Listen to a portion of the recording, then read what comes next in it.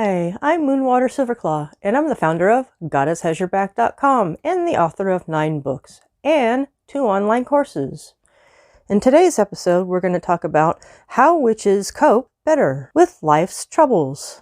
With social unrest and all the health crises, many of us were overwhelmed with stress. Recently, I had a conversation with a friend. She pointed out that the author Christopher Alexander Burford wrote, "Honor your coping mechanisms."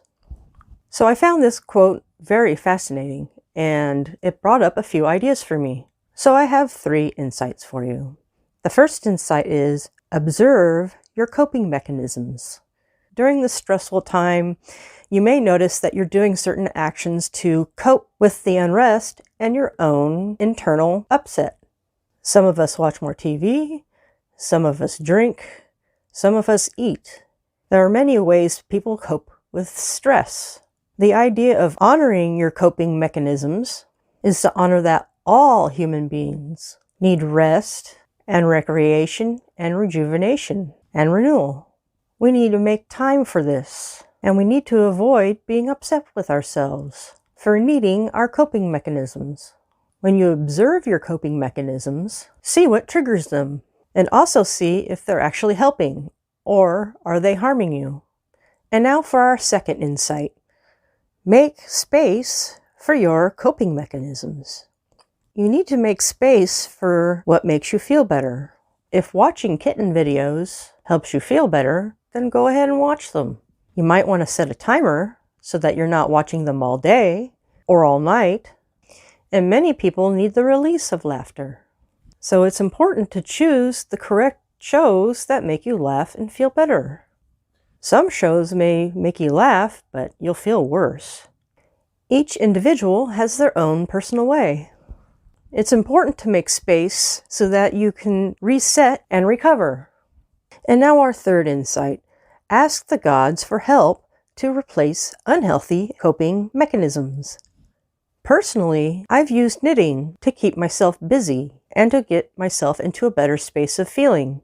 And the knitting replaces eating. And I have something beautiful when I'm finished.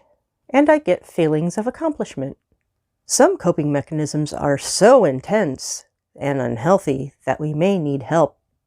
Many people discover that calling on the gods is helpful when they need to replace unhealthy coping mechanisms. I want to emphasize the word replace, because if you just try to stop a certain behavior, you leave a hole in your behavior patterns, and this can be bad. And it's easy to fall back into the unhealthy habit.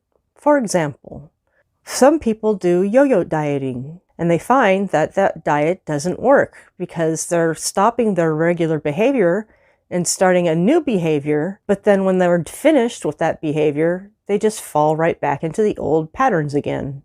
So instead of stopping all processed foods, one may try to replace certain foods, and it will take some experimenting. For example, I have a friend who replaced eating orange cupcakes with actually eating oranges, natural food instead of processed food, and that removed a lot of processed sugar from his diet. Once again, it was a replacement behavior. So you can do a candle lighting ritual, or a meditation, or you can even talk to the gods on a moonlit stroll. The gods want to be there to support you. They love you, and they want to see you succeed. And now I will summarize. The first insight was observe your coping mechanisms. The second insight was make space for your coping mechanisms.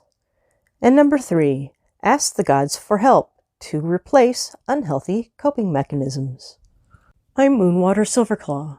To go further and deeper, you can try one of my 9 books.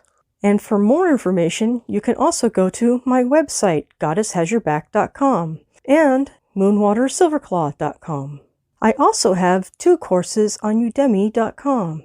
The first one is Goddess Style Weight Loss, and the second one is Spiritual Solution for Depression Relief. May all of these help your journey. Blessed be.